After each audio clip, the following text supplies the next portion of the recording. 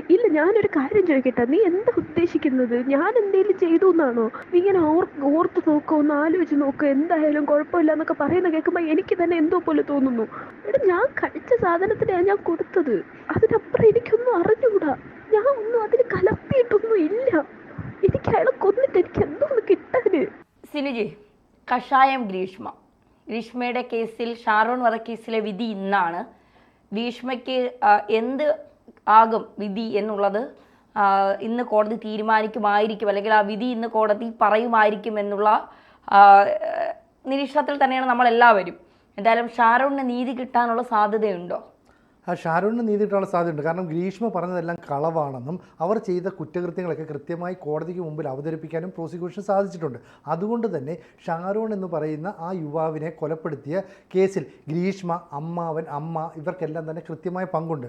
കാരണം മറ്റൊരു യുവാവിനെ കല്യാണം കഴിക്കാൻ വേണ്ടി താനുമായിട്ടുള്ള പ്രേമബന്ധത്തിൽ നിന്ന് പിന്മാറണമെന്ന് ഗ്രീഷ്മ പലതവണ ഷാരോണിനോട് ആവശ്യപ്പെട്ടു. പക്ഷേ ഷാരോൺ അത് കേട്ടില്ല എന്ന് മാത്രമല്ല, ബലം പ്രയോഗിച്ച് അല്ലെ നിന്നെ ഞാൻ കിട്ടും, അല്ലെ നിന്നെ ഞാൻ കൊണ്ടുപോകും എന്നൊക്കെയുള്ള രീതിയിൽ പറഞ്ഞപ്പോൾ ഒഴിവാക്കാൻ വേണ്ടി സ്നേഹപൂർവ്വം കൊലപ്പെടുത്താൻ തീരുമാനിക്കുന്നു. എത്ര ബുദ്ധിപരമായ നീക്കമാണെന്ന് ആലോചിച്ച് നോക്കി.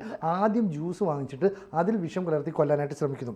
അത് കഴിയാതെ വന്നപ്പോൾ തനിക്ക് വലിയ രോഗമുണ്ടെന്നും അതിന് കഷായം കുടിച്ചാൽ മാറുമെന്നൊക്കെ പറയുന്നു. എന്നിട്ട് വേണമെങ്കിൽ നീ കൂടെ കുടിച്ചോളൂ എന്നൊക്കെ പറയുന്നു. ഇതൊക്കെ പറയുമ്പോഴും ഈ ഗ്രീഷ്മയിൽ നിന്ന് ഷാരോൺ ഒരു ഡിസ്റ്റൻസ് കൃത്യമായി കീപ്പ് ചെയ്തിരുന്നു. പക്ഷേ ഒരാൾ കൊല്ലാൻ ശ്രമിക്കുമെന്നൊന്നും സ്വാഭാവികമായിട്ട് കാമുകൻ ചിന്തിക്കില്ലല്ലോ.